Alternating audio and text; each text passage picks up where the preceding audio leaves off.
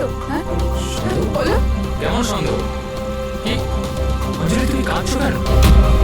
আর তোমার চোখগুলো এরকম বসে গেছে কেন? তুমি তুমি এত কাঁদছো কেন? কি হয়েছে? তুমি আমায় জিজ্ঞাসা করছো কি হয়েছে? তুমি জানো না কি হয়েছে?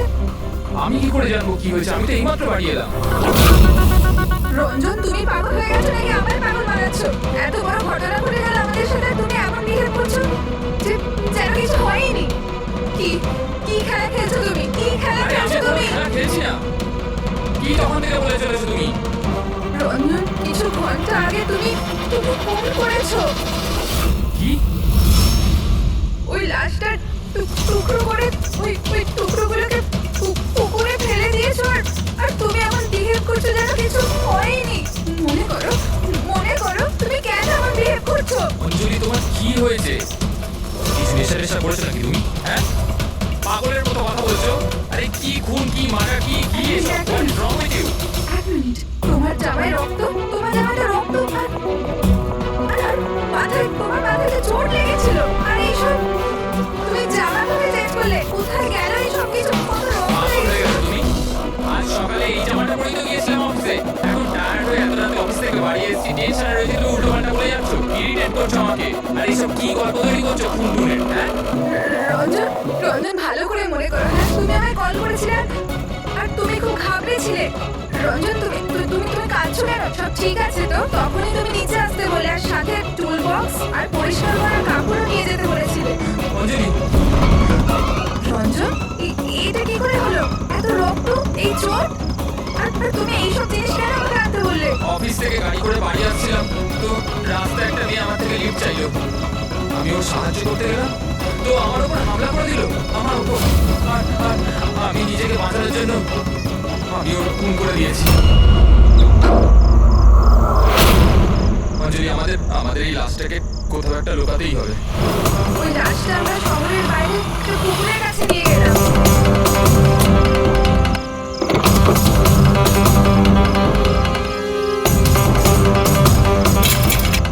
আর সেখানে তুমি বলার পর আমরা লাশটাকে টুকরো টুকরো করেছিলাম, সেগুলো প্লাস্টিক ব্যাগের মধ্যে ঢুকিয়ে আর আর ওই পুকুরে ফেলে দিলাম।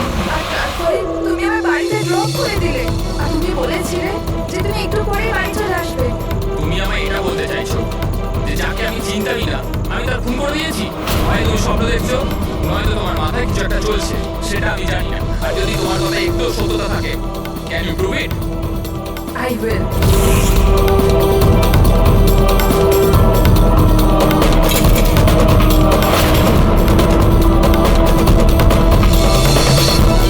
এই দেখো, আরে এই দেখো, এবার বলো, প্রুফ চেয়েছিলে না তুমি? এই দেখো প্রুফ, এবার বলো, এই জামাগুলোতে রক্ত কোথা থেকে এলো? এমনটা না তো যে এগুলো তুমিই করেছো? তুমি আমাকে ফাঁসানোর চেষ্টা করছো? আচ্ছা, এবার আমি বুঝতে পেরেছি, তোরা সবাই মিলে আমার সাথে ইয়ার্কি মারছো না তো? ওখানে অফিসেও আমার কলিগেরা এক মাস ধরে উল্টো পাল্টা বলেই চলেছে যে আমি তোকে ওখানে দেখেছি, আমি তোকে এখানে দেখেছি, আর আমি বলে বলে হাঁপিয়ে যাচ্ছি যে আমি ওখানে ছিলামই না। কিন্তু এখন যেটা তুমি করছো না, এটা কিন্তু ভুল করছো। এইসব একটা ইন্টেলিজেন্স চক্রান্ত, যেটা তুমি প্ল্যান করেছো। তুমি খুন করেছো অঞ্জলি, আর তুমি এটাতে আমাকে ফাঁসাতে চাও। আমি যাচ্ছি পুলিশের কাছে। সিআইডি কে ডাকো। ছাড়ো। কেন এমন করছো? রঞ্জন, রঞ্জন, তুমি খুন করেছো, তুমি সিআইডি কে কেন ডাকছো?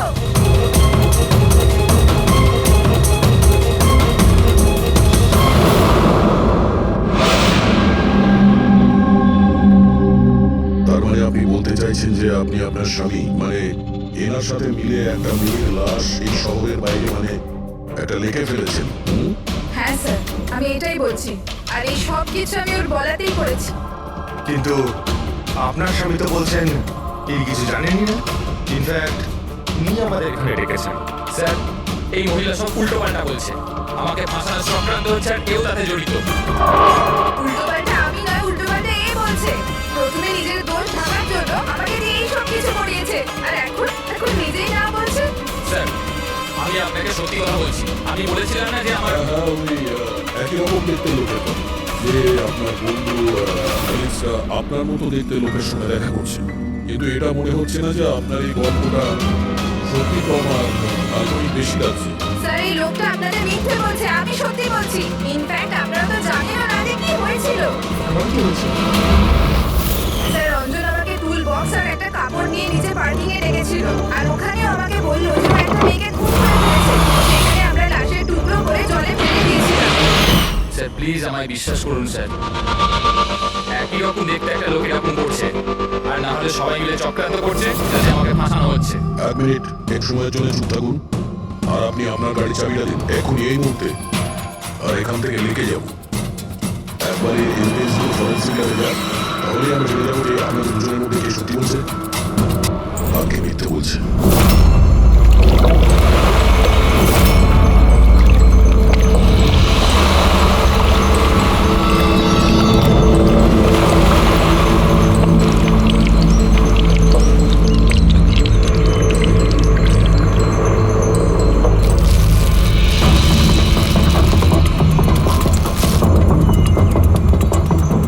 এই মেয়েটা কি?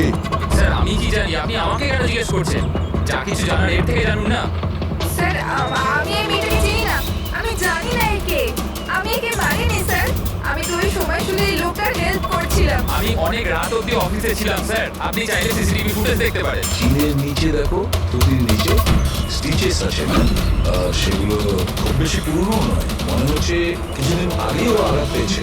রবি, কোনো কোনো ক্লিনিক বা হসপিটালে সিটগুলো করা হয়েছিল, সেখান থেকে মেয়েটার ব্যাপারে জানা যেত। আর এক কাজ করো ফেডরিক, মগজ, এই বডি টুকরোগুলো আছে না, এই সব কটা আমাদের ফরেন্সিক ল্যাবে পাঠিয়ে দাও, আর এদের দুজনকে আমাদের বিউরোতে নিয়ে চলো। স্যার এ বলছে যে কয়েকদিন ধরে ওরই মতো দেখতে কোনো লোক ওকে ফাঁসানোর চেষ্টা করছে। এর চেনাশোনা লোকরা ওই লোকটার সঙ্গে বিভিন্ন জায়গায় দেখা করছে, আর ওরা ভাবছে যে ও এই। হ্যাঁ স্যার, আমায় ফাঁসানো হচ্ছে স্যার, আর ওই চক্রান্তে এও রয়েছে স্যার।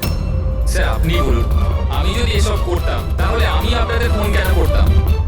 স্যার এখন অবধি আমি আপনাদের যা বলেছি সবকিছু প্রমাণ হয়েছে তো। লাশ তো পাওয়া গেল রেখে, আর ওর গাড়ির ডিকিতে রক্ত পেলেন তো।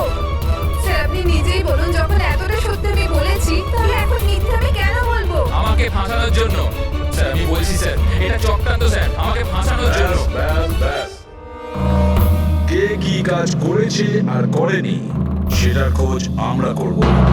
শুধু একটা কথা মনে রাখবেন যে আমাদের সন্দেহ শুধু আপনাদের দুজনকে। বাট স্যার আমি কিচ্ছু করিনি, আমি নির্দোষ। আমি হতে পারে হয়তো আপনি খুন করেননি, কিন্তু লাশকে টুকরো টুকরো করে লেকে ফেলে দেওয়া এটাও কিন্তু বড় অপরাধ, বুঝেছেন আপনি? স্যার সিসিটিভি ফুটেজ পেয়ে গেছি।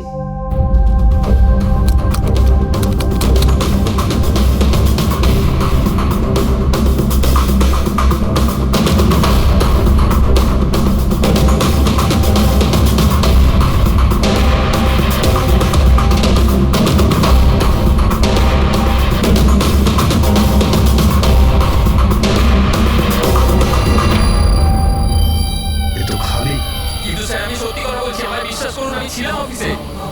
আমি বুঝতে পারছি না কেন আমায় দেখা যাচ্ছে না স্যার। মিস্টার রঞ্জন, আইন বিশ্বাসের উপর চলে না, প্রমাণ চাই। আপনার অফিসের যে ফুটেজ ছিল সবার সামনে, আপনি ওখানে নেই, তার মানে এটাই হচ্ছে যে আপনার বিশেষ যেটা বলছে সেটাই সত্যি। না না স্যার, আমি সত্যি কথা বলছি স্যার, আমি অফিসেই ছিলাম। আমি বুঝতে পারছি না যে এটা কিভাবে হলো। হ্যাঁ, কিন্তু আপনার অফিস ফাঁকা দেখাচ্ছে কেন? স্যার রঞ্জনী কোম্পানি সিইও, এই ফ্লোরে শুধু ওই থাকে। ও ছাড়া একজন পিয়নও আছে, সে সেদিনকে ছুটিতে ছিল। আচ্ছা, রঞ্জন বাবু ঠিক ওই দিনেই আপনার পিয়ন অ্যাবসেন্ট কেন? স্যার আমি সত্যি বলছি স্যার, আমি অফিসে ছিলাম। মিস্টার রঞ্জন, নিজেকে নিরপরাধী প্রমাণ করবার জন্য কোনো রকম প্রমাণ আপনার কাছে নেই। আরে কুন্দর, ভালো হয়েছে তুই এসে গেছিস ভাই। এরা বলছে যে আমি কারো খুন করেছি। আরে আমি কাউকে কিভাবে মারতে পারি বল না, বোঝা না ভাই। এ করতে পারে না স্যার। স্যার এর জীবনে একটা মাছি পর্যন্ত মারেনি। হ্যাঁ এটা ঠিক যে ও মাঝে মাঝে খুব রেগে যায়, রাগকে কন্ট্রোল করতে পারে না। হ্যাঁ স্যার অনেকদিন ধরে চিকিৎসা চলছে, ও ওষুধপত্র খান রঞ্জন দাদা, কিন্তু কখনো কখনো যদি ওষুধ খেতে ভুলে যায় তাহলে নিজেকে সামলাতে পারে না। এই কথাটা তুমি আমাদের কেন বলনি? স্যার আমি ওই শুধু আপনাকে নয়, কাউকেই হয়তো বলেনি কথা। আমার ক্ষমতা চলতো তো তার এই বিয়েটা হতেই দিতাম না। আমি তো আমার মেয়ের কাছে হেরে বসে আছি। এই লোকটা তো একটা সাইকো সাইকো। এই রঞ্জন একজন মানসিক রোগী। এর পার্সোনালিটি ডিসঅর্ডার আছে। এর মাথা তো সেটাই মনে রাখে যেটা ও মনে রাখতে চায়, বাকি সমস্ত কথা তো এ ভুলে যায়। হতে পারছে যে খুনটা এই করেছে আর ভুলে গেছে। ব্যাপারটা হচ্ছে যে আমি আগে অসুস্থ ছিলাম, কিন্তু তারপর আমি ঠিক হয়ে গেছিলাম। আপনি এরকম কেন বলছেন? কুন্দন, কুন্দন তুই বল, আমি সত্যি বলছি কিনা। যদি আপনি বলুন না। আরে তুমি বলো না। আপনারা আমায় এভাবে কেন দেখছেন? আরে আমি সাইকো নই, আমি অসুস্থ নই, কোনো মানসিক রোগ নেই আমার, একদম ঠিক আছি আমি। আরে বলো না, বলো না। বাস, অনেক হয়েছে। এটা তোমার বাড়ি নয়, বিউগো। এই নাটক এখানে চলবে না। একটা কাজ করো, পাশের ঘরে গিয়ে এনাদের বসাও। যান, ওই দিকটা যান যান। সমস্ত প্রমাণ ওই রঞ্জনের বিরুদ্ধে, আর তাছাড়াও ওর আচরণটা ঠিক নেই। কিন্তু বুঝে উঠতে পারছি না, জানি না কেন আবার এই ব্যাপারটা এড়িয়েও যেতে পারছি না। ও বারবার আমাদেরকে বলছে যে অফিসের সিসিটিভি ফুটেজটা চেক করুন। আমি অফিসে ছিলাম। এতটা জোর দিয়ে কেউ বলতে পারে না। আরো একটা ব্যাপার স্যার, ফোন ওই করেছিল। কোনো খুনি এরকম কেন করবে? আর স্যার ওই ডিসোসিয়েটিভ পার্সোনালিটি ডিসঅর্ডার, হয়তো খুনটা করেছে আর তারপর ভুলে গেছে। এই রোগটাতে এরকমই হয় স্যার। হতে পারে, এটা হতেই পারে। একটা কাজ করি আমরা, এই যে সিসিটিভি ফুটেজ আছে না, এটাকে ল্যাবে পাঠাই, চেক করে দেখি এই ফুটেজটা কেউ কোনোভাবে এডিট করে চেঞ্জ করেছে কিনা। আর স্যার ওই একই রকম দেখতে ব্যাপারটা। ও এটা বলছে যে ওর বন্ধুরা ওর মতো দেখতে লোকটাকে দেখেছে, আর ওই লোকটা ওর বন্ধুগুলোকে চিনতেও পারেনি। চলো ওর বন্ধুদের সাথে কথা বলি, জিজ্ঞাসাবাদ করি, জেরা করি, তারপর দেখি ওদের কথায় কতটা সত্যি আছে। স্যার হতে পারে এই চৈতালি আর কুন্দর রঞ্জনের শুভাকাঙ্ক্ষী হওয়ার চেষ্টা করছে, হয়তো তা নয়। আর এদিকে শায়লা, উনি তো চানই এই দোষটা রঞ্জনের ওপর আসুক, যাতে ওনার মেয়েকে আর এই বিয়েটা করতে না হয়। স্যার স্যার, যে মেয়েটা মারা গেছে ওর ফটো হসপিটালের ক্লিনিকে পাঠিয়ে দিয়েছি। ওকে শনাক্ত করা হয়েছে। ওর নাম হলো অনামিকা। দুদিন আগেই ওখানে গিয়েছিল ওর আঘাত দেখাতে। অনামিকা, অনামিকা, এই অনামিকার পুরো ফোন রেকর্ড চেক করো, খোঁজ নাও এ কোথায় থাকতো, কি করতো, এর সঙ্গে রঞ্জনের কি সম্পর্ক ছিল।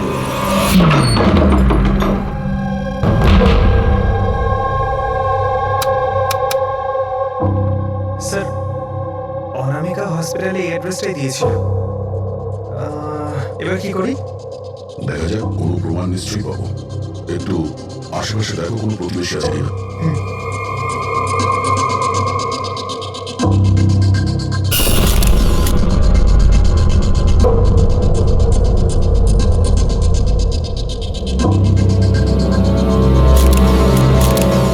স্যার, এটা অঙ্কিত, অনামিকার প্রতিবেশী। হ্যালো স্যার, কি হয়েছে বলুন? অনামিকা ঠিক আছে তো? না, অনামিকার খুন হয়ে গেছে, আর আমরা সেই জন্যই এর তদন্ত করছি। আপনি ওর ব্যাপারে কিছু বলতে পারেন যার সাহায্যে আমরা খুনি পর্যন্ত পৌঁছতে পারি? না স্যার, আমি ওর ব্যাপারে বেশি কিছু তো জানি না। হ্যাঁ, তবে এটুকু জানি যে ও অ্যাসিস্ট্যান্ট ডাইরেক্টর ছিল আর এখন একটা ইন্টারন্যাশনাল শর্ট ফিল্মে কাজ করছিল। ইন্টারন্যাশনাল শর্ট ফিল্মে? আচ্ছা, ওর কোনো বন্ধু কিংবা আত্মীয় যে এখানে ওর সঙ্গে থাকতো? ও তো এনারাই ছিল স্যার, এই কিছু মাস আগেই এখানে থাকতে এসেছিল। আমি তো ওর পরিবারের কাউকে দেখিনি। হ্যাঁ, ওর একটা বয়ফ্রেন্ড ছিল যার সাথে ও ঘন্টার পর ঘন্টা ফোনে কথা বলতো। ও ফোনে যার সঙ্গে কথা বলতো ও যে ওর বয়ফ্রেন্ড ছিল, এটা আপনি কি করে জানলেন? স্যার, আসলে আমি ওর কথাগুলো শুনেছিলাম। ও ব্যালকনিতে দাঁড়িয়ে ওর সাথে খুব জোরে জোরে কথা বলতো অনেকক্ষণ। আর ওদের কথা শুনে মনে হতো স্যার ওর বয়ফ্রেন্ড ভালো লোক নয়। ঝগড়া হতো খুব দুজনের। কথা শুনে মনে হতো নিজেদের মধ্যে মারপিটও করে। ইনফ্যাক্ট এই দুদিন আগেই ওরা নিজেদের মধ্যে মারপিট করেছে। ওর মুখেতে সেলাইও পড়েছিল আর ওর চোখেও আঘাত লেগেছিল স্যার। আপনি দেখেছেন ওর বয়ফ্রেন্ডকে? আমি স্যার ওকে কখনো দেখিনি, কিন্তু ওর নামটা জানি স্যার। আচ্ছা, কি নাম কি ওর? Ranjan. Ranjan?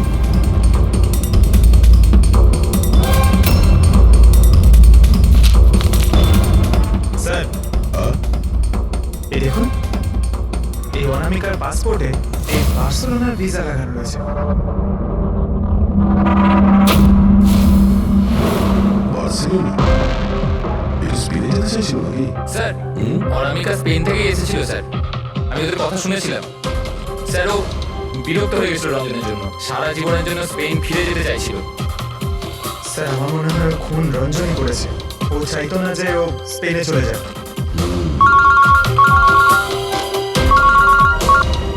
Hello? Sir, অনামিকার phone records পাওয়া গেছে। একটা নাম্বারে যেটাতে ও সবচেয়ে বেশি কথা বলতো সেটা রঞ্জনের কোম্পানির নামে রেজিস্টার্ড আছে। ও রঞ্জন, একটা কাজ করো, অনামিকার ফোনের শেষ লোকেশনটা কোথায় ছিল সেটা বার করো। এ অনামিকা কাল রাত্রে আপনার হোটেলে ছিল? I am not sure sir, ছিল না? আমার তো মনে হয় না। ঠিক আছে, আমাদের আপনার হোটেলের সিসিটিভি ফুটেজটা চেক করতে হবে। Sure sir.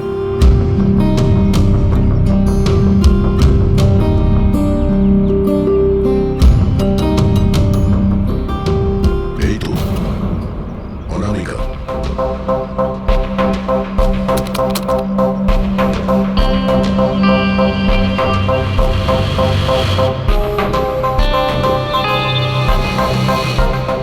এটা কি ব্যাপার? ও ভেতরে গেল একটা হ্যান্ডব্যাগ নিয়ে আর বাইরে এলো একটা লাগেজ নিয়ে। তো সঙ্গে এই ছেলেটা কি? স্যার, ও তো আমাদের বেল বয়। বেল বয়? কোথায় আছে এখন? কাল রাত্রে তুমি যখন ওই মেয়েটার লাগেজ নিয়ে বাইরে যাচ্ছিলে তখন ওর জন্য কি অপেক্ষা করছিল বাইরে? হ্যাঁ স্যার, একজন লোক তো ছিল, ওর জন্য ওয়েট করছিল। কে ছিল? লম্বা রোগা করে একজন ছিল। লম্বা রোগা করে? এ ছিল ওই লোকটা? স্যার, মনে হচ্ছে তো এরকমই ছিল। দেখে তাই মনে হচ্ছিল মানে? স্যার, ও দূরে দাঁড়িয়ে ছিল তাই আমি ঠিক মতো দেখতে পাইনি। ও, তার মানে এই রঞ্জন, ও আমাদের মিথ্যে কথা বলেছে। ও অনামিকাকে আগে থেকেই চিনত আর শেষবার অনামিকা ওর সাথেই ছিল। রঞ্জন বলছে যে আপনারা ওকে আলাদা আলাদা জায়গাতে দেখেছিলেন, কিন্তু ও বলছে ওখানে ছিলই না। ব্যাপারটা কি বলুন তো? স্যার, আমি একদিন কফি শপে কফি খাচ্ছিলাম, আমি দেখলাম যে রঞ্জন বাইরে কারোর সাথে কথা বলছে। রঞ্জন, রঞ্জন, এই রঞ্জন! স্যার, আমি যখন ওকে ডাকলাম ও জানি না কেন আমার কথা না শুনে অন্যদিকে চলে গেল। রঞ্জন! কিন্তু স্যার, যখন আমি এটা ওর সঙ্গে কথা বললাম তখন ও বললো যে ওখানে ছিলই না। আমি জানি না ওখানে মিথ্যে কথা বললাম। আর লীলা দেবী, ওকে আপনি কোথায় দেখেছিলেন? কান্দিওয়ালাতে একটা জুয়েলারি শপে। ওর সঙ্গে একটা মেয়েও ছিল। রঞ্জন, রঞ্জন। আচ্ছা, এই মেয়েটা ছিল কি? হ্যাঁ স্যার, এই মেয়েটাই ছিল। কিন্তু যখন ওর সঙ্গে আমি ফোনে কথা বললাম, বলতে শুরু করলে আমি তো ওখানে ছিলামই না। আর তোমার সঙ্গে কি এটাই ঘটেছে? হ্যাঁ স্যার, ও বাজারেতে আমার সামনে দিয়ে যাচ্ছে। আমি ওকে হাত দেখালাম, ভাই বললাম। মদন রে তো সরাসরি আমায় ইগনোর করলো, অটোতে বসে চলে গেল। এদিকে দেখ ভাই, আমি রঞ্জন, রঞ্জন। ঠিক আছে, thank you very much. Sir, এদের কথা শুনে মনে হচ্ছে রঞ্জন ইচ্ছে করে ওদের সামনে এসেছিল আর এরকম বিহেভিয়ার করেছে। কিন্তু অভিজিৎ, কি কারণ হতে পারে? এরকম ব্যবহার কেন রঞ্জন করেছিল? না না না না, কিছু না কিছু গোলমাল তো নিশ্চয়ই আছে অভিজিৎ। যেখানে যেখানে এরা রঞ্জনকে দেখেছে না, দেখি ওখানে কোনো সিসিটিভি ফুটেজ পাওয়া যায় কিনা।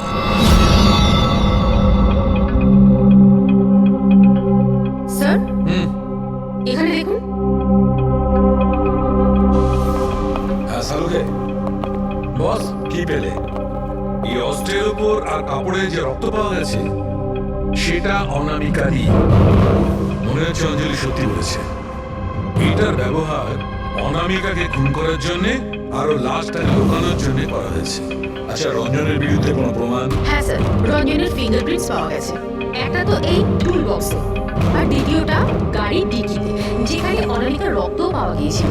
তার মানে রঞ্জন অঞ্জলির সঙ্গে ছিল। এটা তো খুব সহজ সরল প্রমাণ। অঞ্জলি সত্যি কথা বলা আর রঞ্জনকে খুনি প্রমাণ করা। কিন্তু বস, আরো অনেক কিছু পাওয়া গেছে। কি? স্যার, আমরা একটা বিশেষ ধরনের পলিমার আর সিলিকনের ট্রেসেসও পেয়েছি, যেটা সাধারণত অদ্ভুত ব্যাপার। সিলিকন আর পলিমার, এটা তো সত্যি অদ্ভুত ব্যাপার। আরো একটা বিশেষ কথা দেখাচ্ছি, এসব এই কেমিক্যাল। বস, এই বিশেষ কেমিক্যালটা আমরা সব জায়গায় পেয়েছি, কাপড়ে, টুল বক্সে, অস্ত্রের উপর, সব জায়গায়। আর এটা ছাড়া এই দেখো, এই কিছু সায়ানাইড, কিছুটা ক্লোরাইড, এইসব কেমিক্যাল। সবচেয়ে বড় কথা হচ্ছে এই যতগুলো কেমিক্যাল আছে এই সিচুয়েশনে এখানে এগুলো থাকাই উচিত না। রঞ্জন, এই রঞ্জনের স্বাধীন থাকা চলবে না। রঞ্জনের একা থাকা খুবই বিপজ্জনক। অনামিকার প্রতিবেশীরা বলছে যে তুমি অনামিকার বয়ফ্রেন্ড। না স্যার, কিন্তু তুমি ওকে অনেক মারধর করতে। না না, এটা একদম মিথ্যে স্যার, ভুল কথা এগুলো। লোকে আমার নামে বিভিন্ন কথা বলে বেড়ায়, কিন্তু সত্যিটা তো হলো যে আমি কোনো অনামিকাকে চিনি না। আচ্ছা, এই তোমার ক্রেডিট কার্ডের বিলস এগুলো তো ছিল না? এই দেখো, এই অনামিকা বার্সেলোনা ফ্লাইটের টিকিট তোমার ক্রেডিট কার্ড থেকে কেনা হয়েছে। আর ও যে নাম্বারটায় ঘন্টার পর ঘন্টা কথা বলতো সেটা তোমার কোম্পানির নামে রেজিস্টার করা আছে। আর সব থেকে বড় কথা, তোমার গাড়ির ডিকিতে অনামিকার রক্তের ছাপ পাওয়া গেছে। আর তুমি কি মনে করছো যে আমরা এর ওর কথা শুনে তোমার উপর দোষ চাপাচ্ছি? এই সমস্ত প্রমাণই যথেষ্ট এটা প্রমাণ করার জন্য যে তুমি অনামিকাকে খুন করেছো। না স্যার, আমি কারোর খুন করিনি। আর স্যার, এই ক্রেডিট কার্ড, স্যার আমার কাছে তো অনেক ক্রেডিট কার্ড আছে স্যার। আর স্যার, আমি আজ অব্দি আমার ক্রেডিট কার্ড দিয়ে কখনো বার্সেলোনার টিকিট বুক করিনি। তাহলে উল্টোপাল্টা কথা বলা বন্ধ করো রঞ্জন। অনামিকা তোমার গার্লফ্রেন্ড ছিল আর তোমার জন্য বিপদ হয়ে দাঁড়িয়েছিল, আর ওর হাত থেকে মুক্তি পাওয়ার জন্য তুমি ওকে খুন করে দিলে। আর শুধু খুন করলে না, তার সাথে আমাকেও ফাঁসিয়ে দিলে। না, আমি এরকম করিনি অঞ্জলি, আমার কথাটা বোঝার চেষ্টা করো তুমি। বৌদি, মানছি এই সমস্ত প্রমাণ এটাই ইঙ্গিত করছে যে অঞ্জলি খুনটা করেছে, কিন্তু কিছু প্রমাণিত হয়নি এখন। আপনারা প্লিজ আমাদের কাজ করতে দিন। দেখো অর্জুন, তোমার নির্দোষ হওয়ার কোনো প্রমাণ তোমার কাছে নেই। আর খুনের সময় তুমি কোথায় ছিলে এর কোনো সাক্ষীও নেই। আর তোমার ওই অফিসে সিসিটিভি ক্যামেরা ফুটেজ, ওর মধ্যে তুমি উধাও। অনামিকার হোটেলের বাইরে তোমার গাড়ি দাঁড়িয়ে থাকা, তোমার গাড়ির ডিকিতে অনামিকার রক্ত পাওয়া, ফোন রেকর্ড, ক্রেডিট কার্ড বিলস। তোমার বাঁচার আর কোনো রাস্তা নেই। এই একই রকম দেখতে অ্যাঙ্গেলটা একবার পরিষ্কার হয়ে যাক, তারপর তোমাকে অ্যারেস্ট না করার কোনো কারণ আমাদের কাছে থাকবে না। ততক্ষণের জন্য তুমি এখানে নিজের বাড়িতেই নজরবন্দি থাকবে, ফ্রেডির তত্ত্বাবধানে। আর আপনারা তদন্ত শেষ না হওয়া পর্যন্ত আপনাদের মধ্যে কেউ এখান থেকে যাবে না। ফ্রেডি, নজর রেখো। Sir, sir please sir, sir আমার কথাটা বোঝার চেষ্টা করুন, আমি কিচ্ছু করিনি। পূর্বী, তুমি কি বলছো তুমি খেয়াল করেছো? হ্যাঁ স্যার, স্যার ইমেজ ফরেন্সিক এক্সপার্টরা কনফার্ম করেছে এই রঞ্জনের ফুটেজের সাথে এডিট করা হয়েছে। এই ফুটেজটায় কিছু আউট অফ ফোকাস ব্যাপার আছে, যেটা থেকে এটা প্রুফ হয় যে এখানে কেউ একজন ছিল, যেটাকে খুবই ভালোভাবে ডিলিট করা হয়েছে। কোনো আর কেউ নয়, ও রঞ্জনী। তার মানে ওই একই রকম দেখতে গল্পটা সত্যি। অনামিকা খুনের সময় ও অফিসেই ছিল। তাহলে ওর খুন কি করে করবে? একটাই লোক একই সময়ে দু জায়গায় কি করে হতে পারে? স্যার, স্যার সেই সব সিসিটিভি ফুটেজ পেয়ে গেছি যেখানে রঞ্জনের বন্ধুরা রঞ্জনকে দেখেছে। কফি শপ, জুয়েলারি শপ আর মার্কেটে। দরজা খোলো, বাইরে বেরোতে দাও। আরে কেন আমাকে আটকে রেখেছো? খোলো, আমি বলছি খুলে দাও। এটা কি হচ্ছে? ওর আবার আগের মতো অবস্থা নেই তো? খোলো। সে কি? তাহলে তো ওনাকে খাওয়াতে হবে নিশ্চয়ই কোনো উপায় থাকবে। শুধু একটাই ওষুধ আছে, ঘুমের ইনজেকশন। খোলো, আমি বলছি দরজাটা খোলো। আরে এইভাবে কেউ আমাকে আটকে রাখে নাকি? আমার তো খুব ভয় লাগছে। ওই দরজা ভেঙে মাথা মাথায় উড়ে আমার কিছু করে দেবে না তো? সব প্যাকেটটা রক্ত এখানে। আমি দেখছি। আরে কেন আটকে রেখেছো আমায়?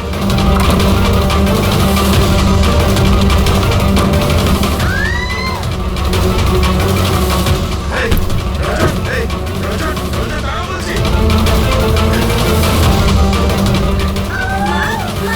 আস্তে, আস্তে। Oh my God, এইটা কি করে হলো? আমি ডাক্তারের খবর দিচ্ছি। হ্যাঁ, তুমি ঠিক আছো তো মা? Oh my God, কি করে লাগলো তোমার? স্যার এটা কফি শপের ফুটেজ।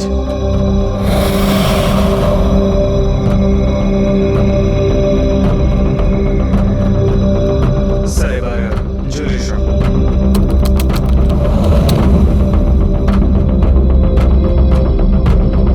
তোর সঙ্গে অনামিকাও ছিল। এখনো পর্যন্ত সবকিছু তো নর্মাল লাগছে।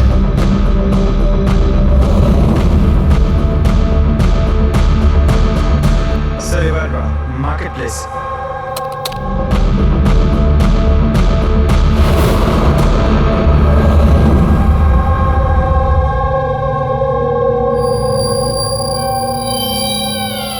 পঙ্কজ একটু রিওয়াইন্ড করো। হ্যাঁ, আগে ওই রঞ্জনকে জুম করো।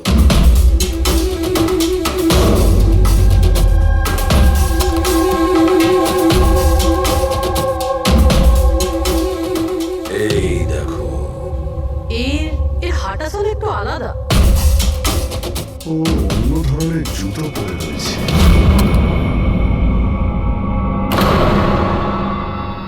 কিন্তু এটা কি? দয়া ওয়াকিং বুট পরেছে, ওয়াকিং বুট।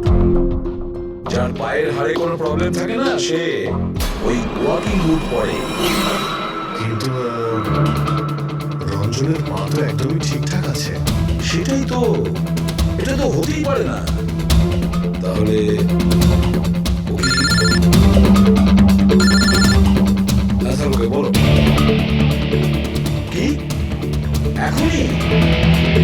আচ্ছা ঠিক আছে, আমি আসছি। সালুকে ফরেন্সিক ল্যাবে রেখেছে, এখনই যেতে হবে। চলো। হ্যাঁ ঠিক, বলো কি বলে তুমি? ঠিক আছে, হ্যাঁ ওখানেই থেকো। ফ্রেডরিক বলছিল রঞ্জন পালিয়ে গেছে শালার উপর আঘাত করে। কিন্তু ফ্রেডি তো ছিল ওখানে। সেটাই তো। একটা কাজ করো দাদা, তুমি আর পঙ্কজ ওখানে চলে যাও, আমরা ফরেন্সিক ল্যাবে যাচ্ছি। আচ্ছা সালুকে তুমি রঞ্জনকে গ্রেফতার করতে বারণ করেছিলে, ব্যাস ও তো ওদেরকে আঘাত করে পালিয়ে গেছে। আর তুমি এখানে এসব কি করছো? এখানে এখানে এরকম মিউজিয়াম সাজিয়েছো কেন? মিউজিয়াম নয় বস, তাহলে? এটা হচ্ছে সেই ধাঁধাটার জবাব যেটা আমরা সলভ করতে পারি। হ্যাঁ, রঞ্জন পালিয়ে যাওয়াতে আমার খুব আফসোস হয়েছে, কিন্তু আই এম শিওর তোমরা ওকে ঠিক ধরে ফেলবে। তোমাদের মনে আছে ওই যে কেমিক্যালটা আমরা ক্রাইম স্পটে পেয়েছিলাম? তো তার সঙ্গে ওর কি সম্পর্ক? সেটা আমি আপনাদেরকে বলছি। আপনি কে? এ হচ্ছে জগৎ। এক মিনিট, সব কিছু বুঝতে পারবে বস। বেহুল, হাই স্যার। এবার এর সঙ্গে আমার এই কেসের কি সম্পর্ক? আপনারা ওর সাথে একটু মন দিয়ে কথা বলুন, দেখুন সব কিছু জানতে পারবেন। এটা বলুন তো যে আপনি কে, আর এই কেসের সঙ্গে আপনার কি সম্পর্ক? এক মিনিট। এনার চোখগুলো দেখে তো কেমন যেন একটা মনে হচ্ছে। শুধু চোখই নয়, এনার তো পুরো মুখের মধ্যেই কিছু। গোলমাল আছে অভিজিৎ, কেসের ওপরে গোলমাল আছে।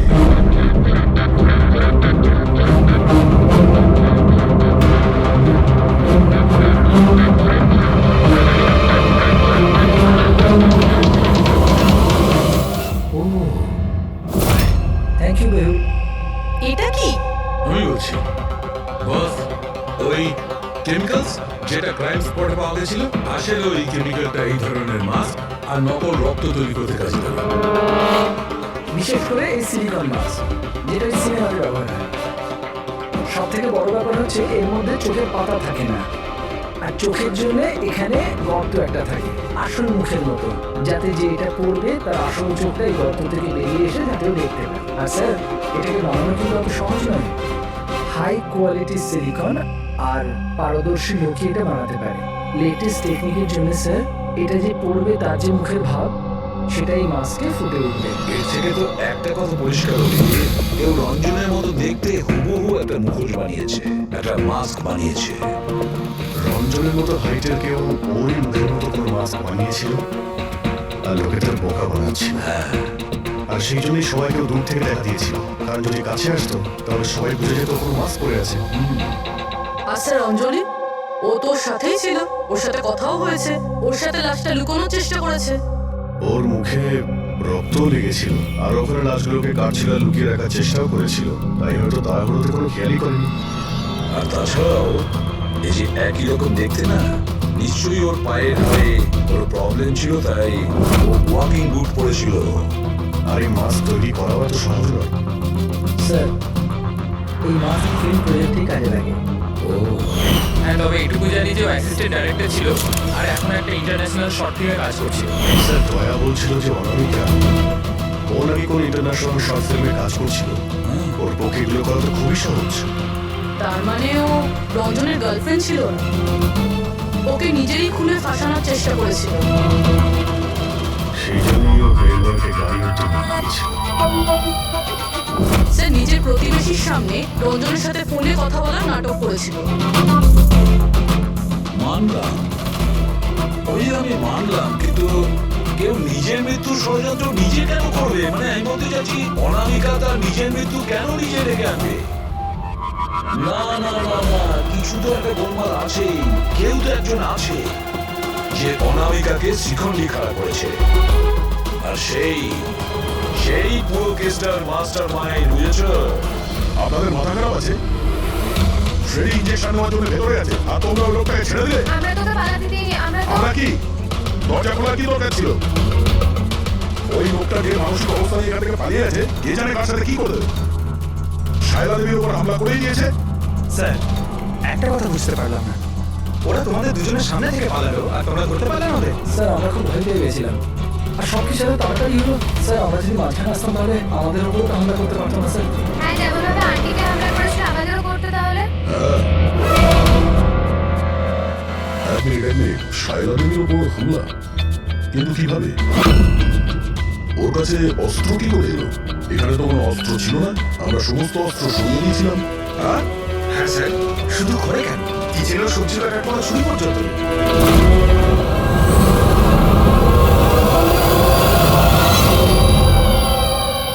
স্যার, এ হলো আমাদের প্রোডাকশন হাউসের মেকআপ আর্টিস্ট, আর স্যার এই মাস্ক বানাতেও এক্সপার্ট। তুমি অনামিকার জন্য মাস্ক বানিয়েছিলে, তাই না? বানিয়েছিলে কিনা? হ্যাঁ স্যার, উনি আমাকে টাকা দিয়েছিলেন, আর এটা তো আমার কাজই স্যার। তাহলে এটাও বলে ফেলো যে কাজটা কার জন্য করেছিল, এই মাস্কটা কার পড়ার কথা ছিল। বলো বলো, তাড়াতাড়ি বলো, সময় নেই আমাদের। আর হ্যাঁ, যার মুখে তুমি মাস্ক বানাও তার মাপ নেওয়ার দরকার আছে, ম্যাপিং করার দরকার আছে। হ্যাঁ স্যার, তার জন্য বানিয়েছিল ওই মাস্ক। কে ওই মাস্কটা পরতো? বলো তাড়াতাড়ি।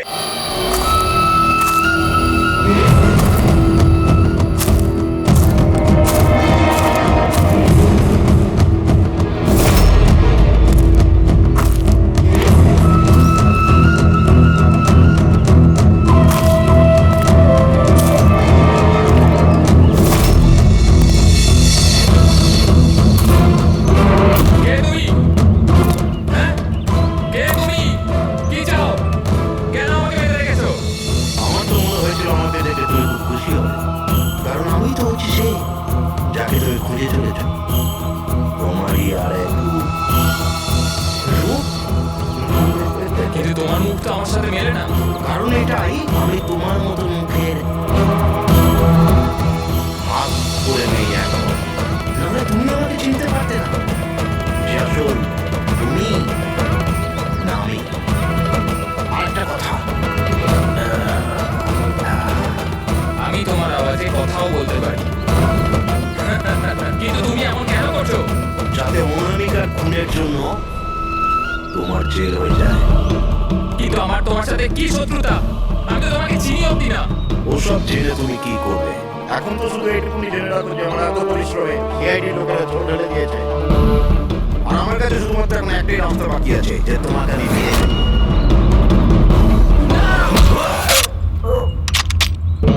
সিআইডি। তোমরা এখানে কি করে? তোমাকে ফলো করতে করতে এখানে পৌঁছেছি। ওই মেকআপ ম্যান সব কিছু বলে দিয়েছে তোমার ব্যাপারে। ও ভুল করেছো তোমরা এখানে এসে। রঞ্জনকে তো আমি কিছুতেই ছাড়তে পারবো না, কারণ আমি ওকে মারবার জন্য কন্ট্যাক্ট নিয়েছি। কিন্তু এখন তোমরা ওর সঙ্গে মরবে।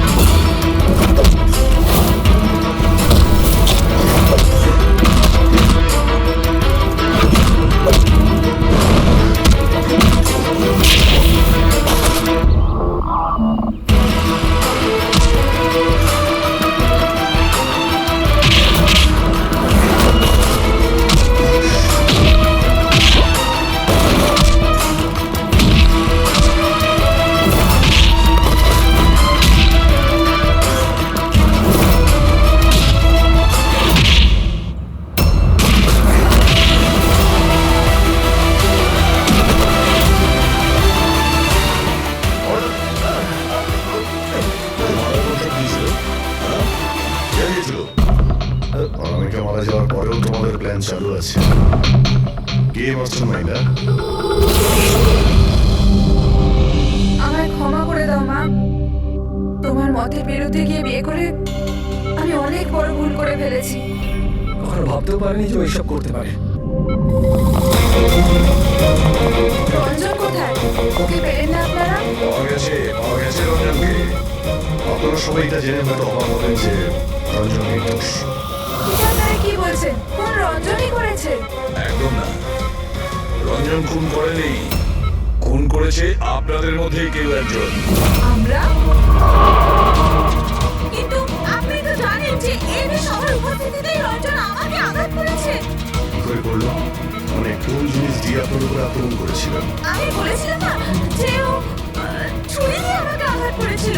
কিন্তু ছুরি তো ছিল না, আমরা সমস্ত অস্ত্র সরিয়ে দিয়েছিলাম। আপনার এই আঘাত ছুরি দিয়ে নয়, বরং নেইল পাইপ, নখ কাটার জন্য যেটা ব্যবহার করা হয়, আপনার এই আঘাত সেটা থেকে লেগেছে।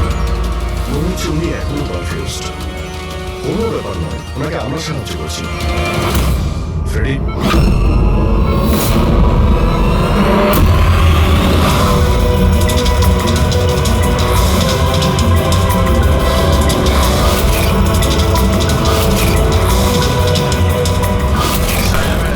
আমরা জানতে পেরে গেছিলাম অনামিকার প্রতিবেশী অঙ্কিত এসবের সঙ্গে যুক্ত। তো এই জন্য আপনি আমার বাড়ি থেকে তাড়িয়ে দিয়েছিলেন, যাতে আমার কিডন্যাপ করে আপনি আমাকে খুন করতে পারেন। মা, তুমি খবরদার খবরদার, যদি আমাকে মা বলে মা শব্দের অর্থ কি হয় তোমরা দুজন জানো? স্যার, এ আমার অনিচ্ছা সত্ত্বেও রঞ্জনের সাথে বিয়ে করলো আর আমার সাথে সব সম্পর্ক চিরদিনের মতন ত্যাগ করলো। আর আজ এরা আমার সম্পত্তির অধিকার চাইতে শুরু করেছে। এইসব এই রঞ্জনের কাজ। এই উস্কেছে আমার মেয়েকে, আমার একমাত্র সন্তান নিজের স্বামীর সঙ্গে মিলে ধীরে ধীরে আমাকে বিষ দিয়ে মারতে শুরু করলো।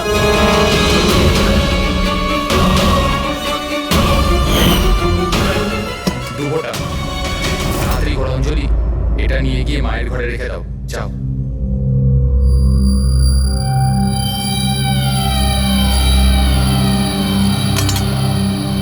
কিন্তু আপনি অনামিকার খুন করলেন কেন?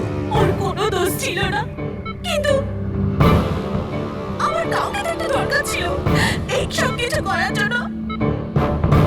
কিন্তু আমি এদের দুজনকে শাস্তি দিতে চেয়েছিলাম যে রঞ্জনের ফাঁসি হয়ে যাক আর রঞ্জনের সারা জীবনের মতো জেল।